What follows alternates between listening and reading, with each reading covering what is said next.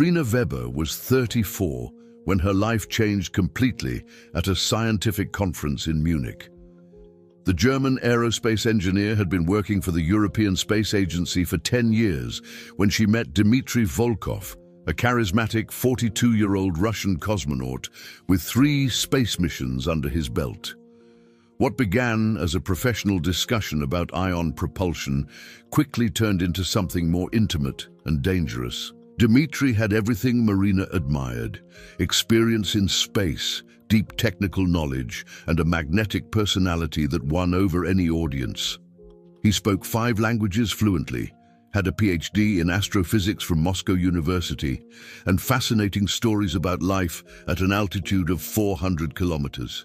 Marina, who had always dreamed of going to space but had never made it past the basic training stage, was completely mesmerized. "You have the potential for so much more than being stuck in this terrestrial office," Dmitry said during an intimate dinner on the second day of the conference. His piercing blue eyes fixed on hers as he described the feeling of floating in zero gravity, of watching the Earth slowly rotate through the window of the space station.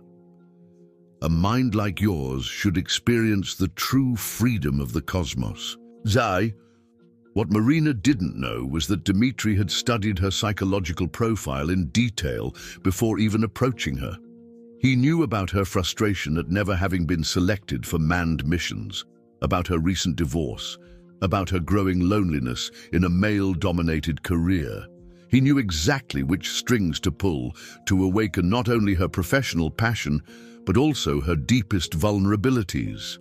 Over the following weeks, Dmitry bombarded Marina with romantic messages mixed with professional opportunities. He talked about a secret Russian-German scientific exchange program, about how she could finally fulfill her dream of working in space. Nightly video calls became rituals, with Dmitry always in impressive settings, sometimes at the training center in Star City, sometimes in high-tech laboratories. "Marina, my love," he would say with a Russian accent that made her melt, "I have a proposal that will change our lives forever, but it must be our secret until everything is confirmed. Do you trust me?" And of course, she trusted him. Dmitry represented everything she had ever wanted: adventure, scientific recognition, and finally, a chance to touch the stars.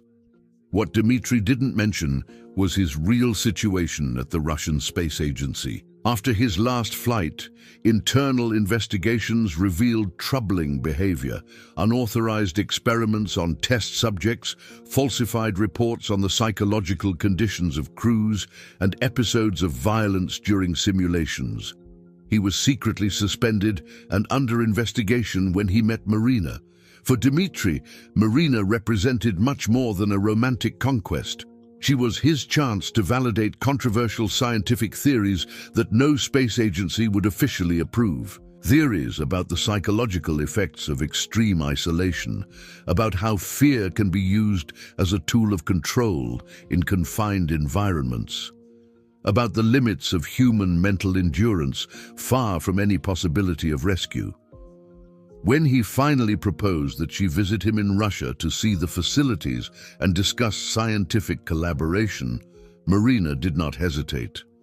She asked for time off work, told her parents she was going to a conference in Moscow, and bought a one-way ticket, believing she would return as part of an international space team. 3 days before the trip, during a final video call, Dmitry seemed more anxious than usual. "Marina, when you get there, it's important that you don't tell anyone about our initial plans. The project is still top secret, you understand?" She just smiled, interpreting his anxiety as scientific excitement. "I trust you completely, Dmitry. I'm finally going to fulfill my dream." What she didn't notice was the cold gleam in his eyes when he hung up the call. Dmitry immediately picked up a notebook containing detailed notes about Marina. Subject 43F, highly motivated by professional recognition, emotional isolation post-divorce, maximum vulnerability identified. Capture phase scheduled to begin in 72 hours. The night before her departure, Marina packed her clothes with special care, including the dress she had worn on her first dinner date with Dmitri. She called her parents, told them she would be out of touch for a few days due to the confidential nature of the conference, and promised to call as soon as possible. Those were the last words they exchanged before everything changed forever. While Marina slept in Munich dreaming of the stars, 2,000 kilometers away, Dmitri made final preparations at his clandestine facility. He checked the monitoring systems, tested the locking mechanisms on the modified capsule, and checked his stock of chemicals. Everything was ready to receive his newest test subject. Marina's arrival in Moscow in March 2023 was carefully orchestrated by Dmitri. He greeted her at the airport with flowers and a warm smile that dispelled any residual anxiety she might have had. The five-star hotel in the city center, the romantic dinner overlooking the Kremlin, the sightseeing tours, it all seemed like a scientific fairy tale. "Tomorrow we're going to Star City," Dmitri announced on the third day. "There you'll see the actual facilities, the simulators where I trained for my missions, and then..." He paused dramatically, holding her hands. "We'll discuss your participation in the special project." Star City, the legendary Cosmonaut training center, was exactly as Marina had imagined: immense, technological, and steeped in space history. Dmitri guided her through the corridors as if he owned the place, greeting technicians and engineers who seemed to genuinely respect him. She didn't notice that many of these greetings were forced, that some people looked away when he passed. The first red flag appeared when Dmitri took her to a top-secret facility located 50 kilometers from Star City. "This is the laboratory where we develop the technologies of the future," he explained as they drove down a deserted road. "Few people are allowed to enter here." What Marina saw was an abandoned, partially renovated military complex with equipment that looked more makeshift than professional. "Where are the other scientists?" Marina asked, beginning to feel uncomfortable with the isolation of the place. "They'll come later," Dmitri replied vaguely. "First, I need to show you something special." The something special was a modified space capsule, a training module that Dmitri had borrowed from the agency and illegally transported to his private facility. "This is an exact replica of the compartment where we will work on the space station," he lied. "How about we try some simulations? It's an essential part of the selection process." Marina, still trusting Dmitri and excited about the opportunity, agreed to enter the capsule for a basic training session. What she didn't know was that Dmitri had completely modified the control systems. Once inside, she couldn't leave without his permission. When the capsule door closed with a final pneumatic sound, Marina felt an immediate change in the atmosphere. The lights dimmed, unfamiliar systems began to operate, and she realized that the internal controls were not responding to her commands. "Dmitri," she called through the communication system, "something isn't working in here." His response was laden with a coldness she had never heard before. "It's working perfectly, my dear Marina. Now your true contribution to science begins." Through the small window of the capsule, she saw him sitting at a control console, taking notes in a notebook. No longer the passionate lover, but a scientist observing his object of study. "What's going on? Open that door immediately," Marina shouted, desperately trying to operate the controls. But Dmitri just smiled and began to explain. "You are participating in the most important psychological experiment in space history. We are going to study how the human mind reacts to fear, isolation, and total loss of control in a confined environment." Marina banged on the control panels with growing desperation. "This isn't legal. You can't hold me here. I'm a German citizen. There are protocols."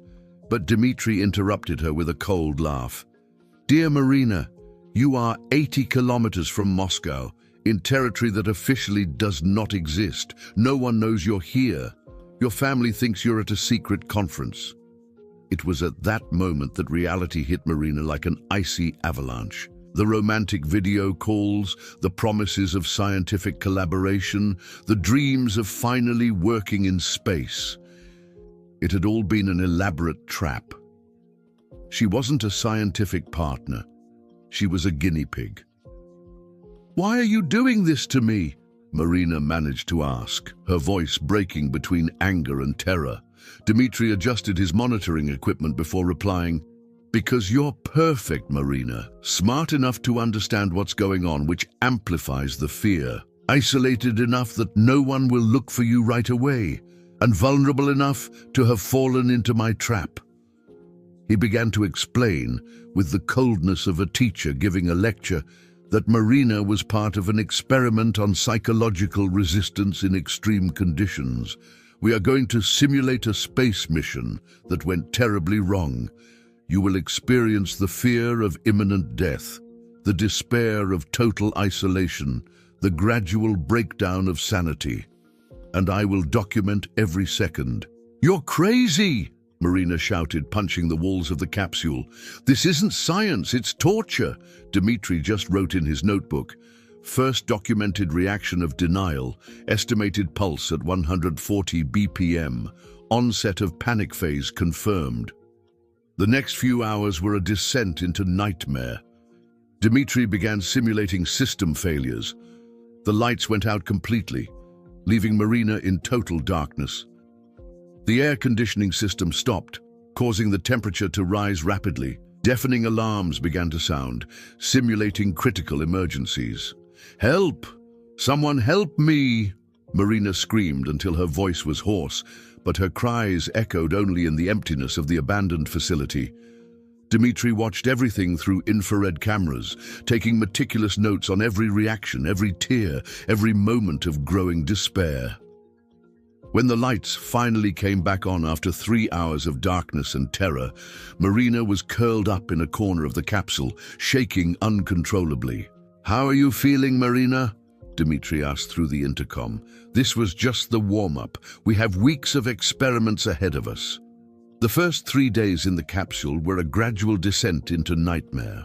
Dmitri had designed a systematic program of psychological torture that simulated the worst possible conditions of a space mission gone wrong. Marina discovered that she was not just a prisoner. She was the test subject for experiments that no ethics committee would ever approve. The life support system had been modified to create controlled failures. Suddenly, oxygen levels would drop dramatically, causing Marina to panic as she struggled to breathe. Deafening alarms would go off without warning, simulating critical emergencies. The lights would go out for hours, leaving her in total darkness, where her own breathing became the only audible sound. "How does it feel when death seems imminent, Marina?" Dmitri would ask through the intercom, always taking notes. "Your pupils dilated 40% during the last episode of simulated hypoxia. Interesting how fear affects human physiology, even when the threat isn't real." The physical torture was just the beginning. Dmitri had installed cameras in every inch of the capsule, including the bathroom and sleeping area. Marina had no privacy, living under constant surveillance like an animal in a laboratory. He played recordings of her own intimate conversations, distorting her words and creating dialogues that never happened. "You said you loved me." Played a modified recording of Marina, confessing feelings she never expressed that way. "Then prove it. Participate in the experiments voluntarily. That's what people who love each other do. They sacrifice themselves for science." Food arrived irregularly and was deliberately inadequate. Sometimes she went 20 hours without receiving anything, then received huge portions that she couldn't consume before they spoiled. The water tasted strange. She would later discover that Dmitri added substances that altered her mood, from mild depressants to stimulants that kept her awake for days. The experiments became progressively more bizarre and cruel. Dmitri simulated emergency communications from Earth, informing her that her family had been notified of her death in a space accident. He played recordings of her parents crying, which she later realized were completely fabricated using artificial intelligence. "Interesting," he murmured into the microphone. "Even though you know it's a simulation, your body reacts as if it were real. Your pulse reached 180 BPM when I played the recording of your funeral. Fear is truly the most primitive of human emotions." On the fourth day, Dmitri introduced what he called the extreme sensory isolation phase. He completely shut down all communication systems, leaving Marina in absolute silence for 18 hours. With no external sounds, she began to hear her own blood circulation, her heartbeat echoing like drums in her head. "Please, Dmitri, say something to me," she begged into the void, banging on the walls of the capsule. "Anything. I just need to hear a human voice." But he just watched through the cameras, timing how long it would take for her to start having auditory hallucinations.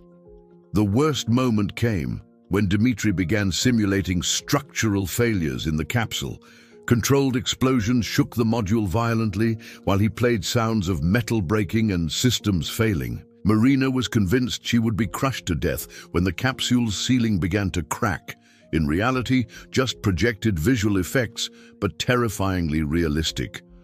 "Please, Dmitri," she begged through her tears. "You've already proven your point. You've collected the data you needed. Get me out of here." But he only replied, "Science requires sacrifice, Marina. You are contributing to a better understanding of the human psyche under extreme conditions. Your suffering has a greater purpose." During the rare hours of rest, when the experiments paused, Marina would hear Dmitri speaking on the phone in Russian. Although she didn't understand everything, she caught words like female subject, mental resistance, and phase 2. She began to suspect that she wasn't the first victim of these experiments, and probably wouldn't be the last. On the 6th day, Dmitri introduced an even more disturbing element. He began playing recordings of other victims. Screams of despair, pleas for mercy, voices breaking under extreme psychological pressure. "These were your predecessors," he explained coldly. "Some resisted longer than others. Let's see where you fit on the scale of mental resistance." "How many people have you done this to?" Marina managed to ask, horrified. "How many victims did you have before me?" Dmitri paused his notes. "Numbers are irrelevant, Marina. What matters is the quality of the data, and you are providing some of the most interesting data I have ever collected." The most terrifying reality was realizing that Dmitri was not just an opportunistic psychopath. He was a brilliant scientist who had channeled his intelligence into evil, creating sophisticated methods of psychological torture disguised as legitimate research. Every tear she shed, every cry of despair, was carefully documented and analyzed as if it were data from a laboratory experiment. On the 7th day, when Marina had already lost all sense of time and reality, Dmitri announced an ominous change in protocol. "Congratulations, Marina. You have moved on to phase 2 of the experiments. Now we will explore the deepest limits of human psychological endurance." She had no idea that the real horror was just beginning. On the 10th day of captivity, Marina made a discovery that completely changed her understanding of the situation. While Dmitri was away, something that rarely happened, she managed to access a part of the communication system that he had forgotten to block. What she found in forgotten digital files horrified her beyond any nightmare she could imagine. Dmitri wasn't just an unbalanced scientist conducting isolated experiments. He was part of an international network of researchers who performed extreme psychological tests on human beings, selling the data they collected to military agencies and organizations that preferred to remain anonymous. Marina was just the latest of at least 47 victims in the last 3 years. The files contained videos and detailed reports of other experiments. As she saw an American businessman who had disappeared while vacationing in Siberia, subjected to 3 weeks of total sensory deprivation. A French student who responded to an advertisement for a scientific exchange program and ended up being tested with experimental drugs that altered her perception of reality.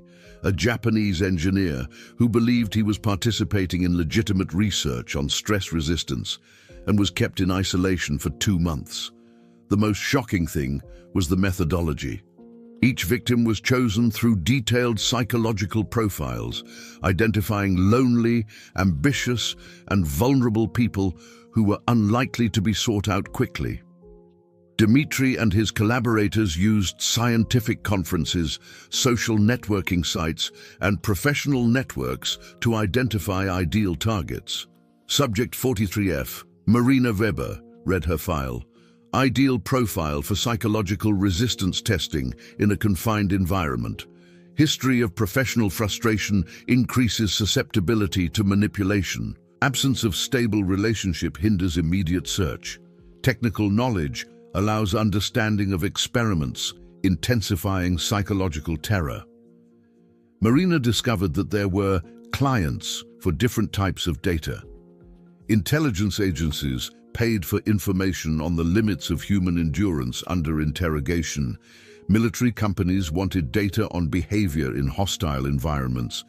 Criminal organizations bought psychological control techniques for kidnapping and extortion operations. The most terrifying thing was realizing that some experiments were filmed and sold on obscure dark web markets to people with a fetish for psychological suffering. Marina had unwittingly become an actress in mental torture films marketed to sadists around the world. Her despair, her tears, her screams of terror, everything was being broadcast live to audiences who paid to watch.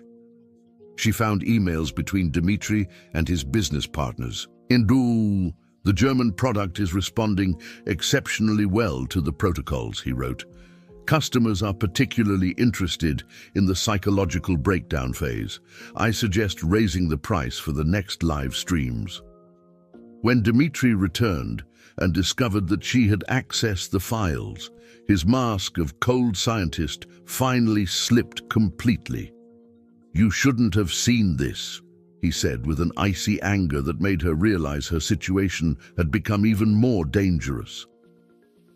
"Now you know too much." "The other victims," Marina managed to ask in a trembling voice. "What happened to them?" Dmitry's sadistic smile was answer enough. Some had been released after the experiments, their minds so damaged that they could never lead a normal life again. Others simply disappeared after providing all the necessary data. "I'll be honest with you, Marina," Dmitry said, adjusting equipment she hadn't seen before.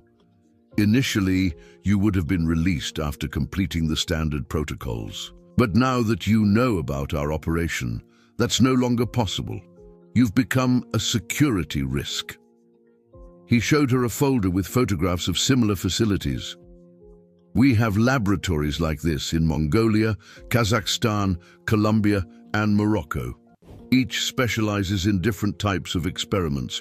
You were lucky to be assigned to my facility. I'm considered the most humane of the group." The next phase involved testing experimental drugs combined with extreme sensory isolation.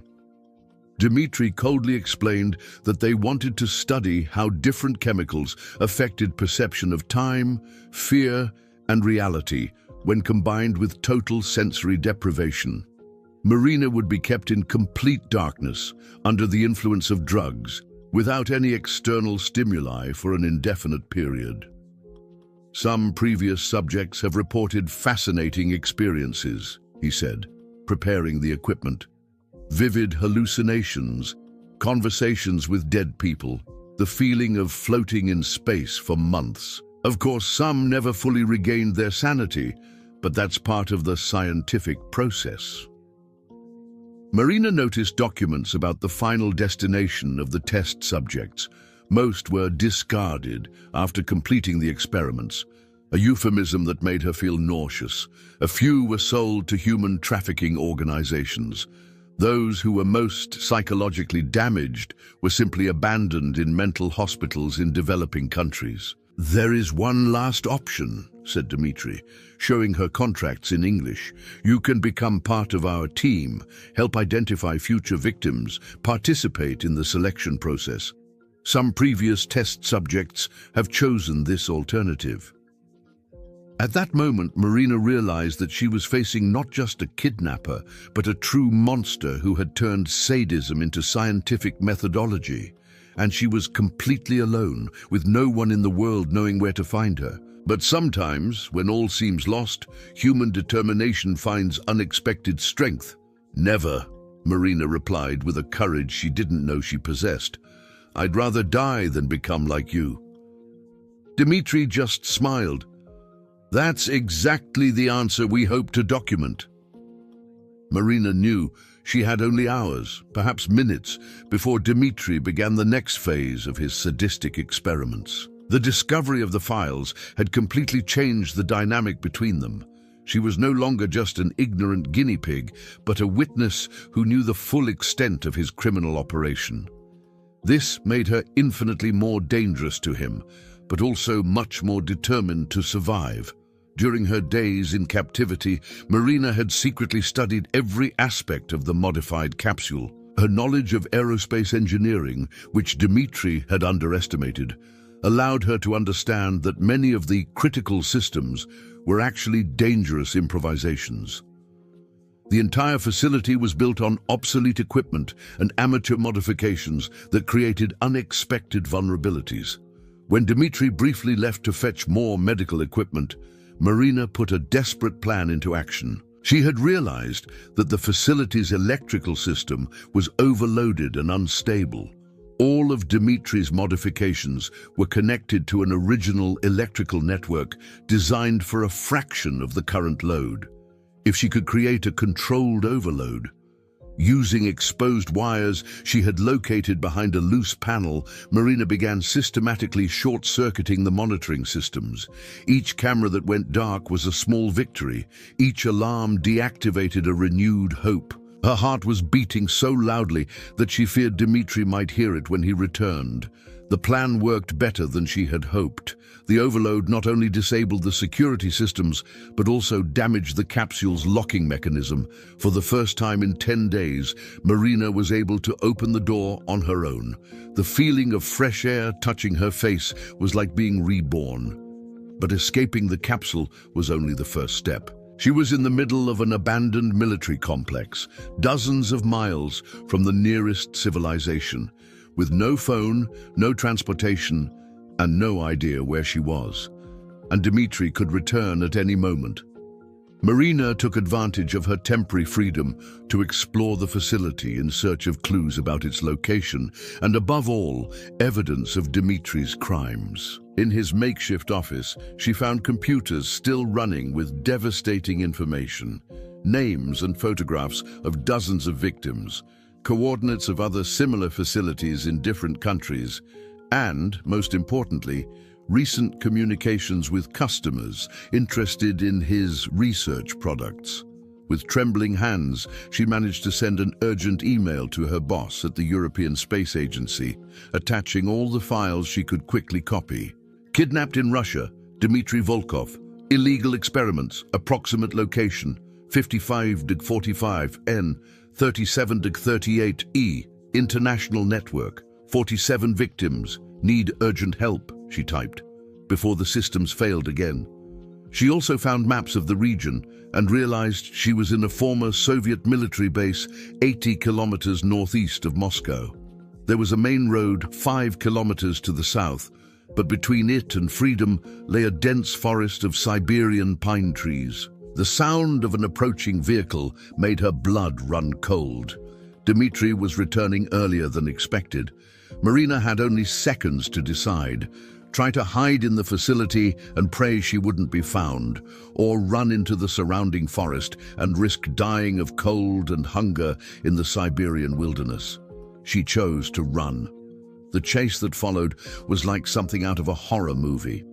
Dmitri, realizing immediately that she had escaped and accessed his computers, turned into a relentless predator. He knew every inch of the area surrounding the facility, had tracking equipment, and worse still, was no longer interested only in experiments. Now, Marina represented an existential threat that needed to be eliminated. "Marina!"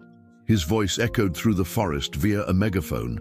"You don't understand what you've done. You've compromised years of scientific research. Come back now, and I promise your death will be quick." During her first night in the forest, Marina managed to stay hidden, but she could barely feel her extremities due to the intense cold. She had taken a jacket from Dmitri's office, but she wasn't prepared for temperatures that dropped to 15 degrees C after sunset. Every sound in the darkness, breaking branches, wind in the trees, the distant howling of wolves, sounded like Dmitri approaching. She could hear sniffer dogs being used in the search. Dmitri had called in reinforcements, Russian voices shouting coordinates, the noise of all-terrain vehicles cutting through the woods. Marina realized that this wasn't just an escape, it was an organized hunt with multiple pursuers. "They found footprints here," shouted a voice in Russian. Marina didn't fully understand, but she knew they were getting closer. She forced her numb legs to keep moving, always south, always toward the road that represented her only chance of salvation. On the second morning, exhausted and delirious from the cold, Marina began to hear a sound that filled her with hope and terror at the same time. Helicopters. For a terrible moment, she thought they were more of Dmitri's accomplices coming to help him in the search. But then she noticed the markings. They weren't Russian. They were international rescue helicopters. Her email had reached its destination. German authorities had activated emergency protocols for citizens in danger abroad. Interpol had been notified. A rescue operation was underway. Marina began running toward the sound of the helicopters, screaming and waving desperately. Behind her, she could hear Dmitri and his men realizing that time was running out. "Kill her!" Dmitri shouted in English. "She can't get out of here alive!" Gunshots echoed through the forest. Bullets whizzed over Marina's head as she zigzagged between the trees. But the sound of helicopters was getting closer, and she could see searchlights sweeping the forest. When she was finally spotted by the rescue team, 36 hours after her escape, Marina was in a state of severe hypothermia and deep psychological shock. But she was alive. And more importantly, there was enough evidence to expose Dmitri's entire network and save future victims. As she was hoisted into the helicopter, Marina saw Dmitri for the last time. He stood at the edge of the clearing, watching his years-long operation being destroyed. Even from a distance, she could see the cold rage in his eyes. The real battle, however, was just beginning. Marina's rescue triggered one of the largest international investigations of human rights crimes of the decade. The evidence she had managed to collect during her escape revealed a network of researchers operating in at least 8 countries, conducting illegal experiments on human beings with the sophistication of a military organization and the coldness of a criminal cartel. Dmitry Volkov was captured 3 days after Marina's rescue, attempting to flee to Belarus with false documents and laboratory equipment containing DNA from multiple victims. During questioning, he maintained his stance as a misunderstood scientist, insisting that his experiments would contribute to the advancement of human psychology and preparation for long-duration space travel. "You don't understand the importance of what we are doing," he coldly declared to investigators. "When humanity finally colonizes other planets, it will be thanks to the data we have collected on psychological resistance in extreme conditions." Marina and the others were unwitting pioneers of human expansion into the cosmos. The investigation revealed terrifying details about the extent of the operation. Over 4 years, the network had processed 47 victims of 12 different nationalities. Some were released after minor experiments, but with permanent psychological trauma that destroyed their lives. Others simply disappeared after providing the necessary data. The network's clients included intelligence agencies from countries that preferred to remain anonymous, private security companies interested in interrogation techniques, and, most disturbingly, wealthy individuals who paid huge sums to watch other people's psychological suffering as sadistic entertainment. Marina spent 3 months in intensive psychological treatment in Germany, battling nightmares, panic attacks, and severe agoraphobia that prevented her from entering enclosed spaces. "He didn't just kidnap me," she explained in testimony to investigators. "He stole my ability to trust, my sense of security, my dream of working in space. He turned everything I loved into a source of terror." But Marina also showed extraordinary courage during the trials that followed. Even while reliving her traumas, she testified in at least 6 different cases, helping to convict not only Dmitry, but his entire network of collaborators. Her testimony was instrumental in identifying and rescuing 3 other victims who were still being held in similar facilities. Dmitry's trial lasted 8 months and shocked the scientific world. It was revealed that he had started out as a genuinely talented cosmonaut, but gradually developed a pathological obsession with the limits of human endurance. After being suspended from the Russian Space Agency for inappropriate behavior, he channeled his intelligence and scientific knowledge into creating a criminal operation disguised as legitimate research.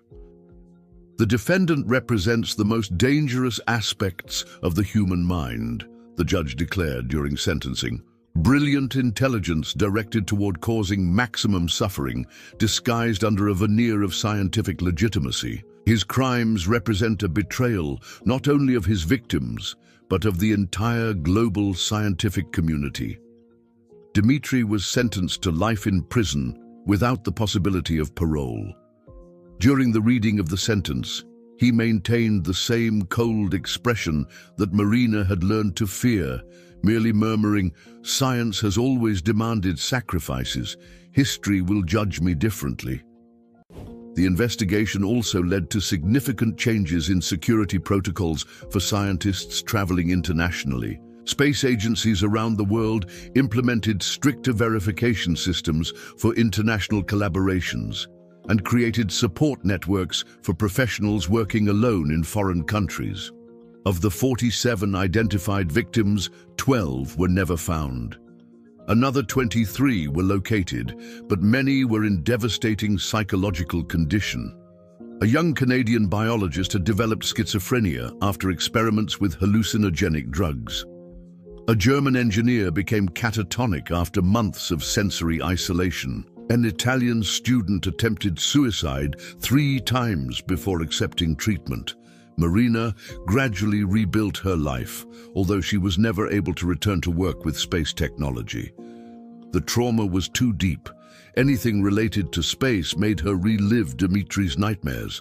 Instead, she became an advocate for the rights of victims of international crimes, using her experience to help other survivors. "Dmitry tried to turn me into a guinea pig, an object of study," Marina said in an interview 2 years after the trial. But in the end, he was the one who became the object of study, showing the world how far the human mind can be corrupted when it loses all ethical and moral restraints. The investigation revealed that Dmitry had planned to expand his operations by establishing a clandestine university where ambitious young scientists would be trained in his techniques. Marina not only saved herself, she saved an entire generation of future victims. Today, 5 years later, Marina lives a quiet life in a small German town, far from the spotlight and painful memories. She never remarried, never returned to work with space technology, never completely overcame the trauma of those 2 terrifying weeks in Siberia. But she survived. And in surviving, she saved countless others who would have been the next victims of Dmitry Volkov and his network of scientific horror. Sometimes the greatest act of heroism is simply refusing to be broken by evil, even when it seems that all hope is lost. Space, once her greatest dream, became her greatest nightmare. But by turning that pain into purpose, Marina proved that even in the most terrifying circumstances, the human spirit can find the strength to resist, survive, and protect others. 5 years after the rescue that shook the scientific world, Marina Weber walks the quiet streets of Rothenburg ob der Tauber, a small medieval German town where she has chosen to rebuild her life away from the spotlight and painful memories. At 39, she looks older than she should, her hair prematurely grey, deep wrinkles around her eyes that have seen things no human being should witness. Every morning, Marina wakes up at exactly 4:47 a.m., always at the same time, always with the same nightmare. She is back in the capsule, listening to Dimitri's cold voice, explaining the next experiments. Therapists say it is chronic PTSD, which can last for decades. Marina knows that this is the price she paid for surviving hell. She now works as a consultant for the International Crime Victims Foundation, an organization she herself helped found with funds from legal settlements. Her office is small and simple, but the walls are covered with photographs, faces of people she has helped locate, rescue, and start over. There are 127 faces so far. Each one represents a victory against predators like Dimitri. Marina has become our leading expert in identifying trafficking networks disguised as scientific research, explains Dr. Klaus Steinberg, director of the foundation. She has a unique ability to recognize patterns, methods, warning signs. It's as if the terrible experience she went through has given her a special radar for detecting evil. But the work takes its toll. Marina has never been able to maintain a lasting relationship after Dimitri. Trust, psychologists explain, is like a crystal vase. Once broken, it is never the same, even after being glued back together. She has tried dating a few times, but any display of intense affection makes her relive the romantic manipulations Dimitri used to lure her into the trap. Space, which was once her greatest dream, became completely inaccessible. Marina can't watch movies about astronauts, can't stand seeing rockets on television, and panics when she sees anything related to the International Space Station. "Dimitri stole the stars from me," she said in a rare interview. "He turned my biggest dream into my biggest nightmare." Investigations continued to reveal new horrors even after Dimitri's conviction. In 2024, authorities discovered 2 more facilities in the network, a modified cave in Mongolia and an underground laboratory in Kazakhstan. Evidence was found of at least 23 additional victims, bringing the known total to 70 people. Of the 12 victims who remained missing at the time of Dimitri's trial, only 3 were found alive. A young Swedish engineer was located in a mental hospital in Romania in a permanent catatonic state. An American physics professor was found living as a beggar on the streets of Budapest with no memory of the last 5 years. A French medical student was rescued from a clandestine facility in northern Morocco, but developed severe schizophrenia. Marina follows every case, every discovery, every small victory against the network that nearly destroyed her. She corresponds with other survivors, offering support and guidance to navigate the complex traumas they share. "We are a strange family," she says of this group, "united by the worst kind of experience, but also by the strength we have discovered to survive." Dimitri himself remains in prison for life, serving his sentence in a maximum security penitentiary in Germany. According to guards, he maintains the same calculating coldness, spending his days reading scientific books and writing what he calls memoirs of a misunderstood pioneer. He has refused all of Marina's requests for interviews, but continues to send letters that she never opens. All are intercepted by the police and used as evidence of continued obsessive behavior. Changes in international scientific security protocols, inspired by Marina's case, have already saved at least a dozen potential victims. Scientific conferences now have mandatory participant verification systems. International collaborations undergo more rigorous security checks, and there is a global alert network for scientists reporting suspicious behavior. But Marina knows the fight is far from over. For every Dmitri we catch, how many others are out there? She asks during interviews. How many facilities have we not yet discovered? How many victims are still trapped in modified capsules, believing they are going to work in space? In December 2024, Marina received an unexpected proposal. The European Space Agency wanted to honor her as a heroine of science and offer her an advisory position on space mission safety. She respectfully declined. "Space no longer belongs to me," she explained, "but maybe that's fair. My mission now is here on Earth, protecting people from monsters who disguise themselves as scientists." At night, when work is over and the small medieval town falls asleep around her, Marina sometimes looks up at the starry sky. Not with nostalgia or longing, but with a complex mixture of relief and melancholy. The stars are still there, beautiful and unreachable as ever. But now she knows that some dreams cost more than they are worth. Dmitri wanted to study the limits of human endurance, Marina reflects.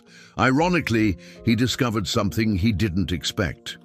That sometimes, when we are broken in the worst possible way, we become stronger than we ever imagined we could be.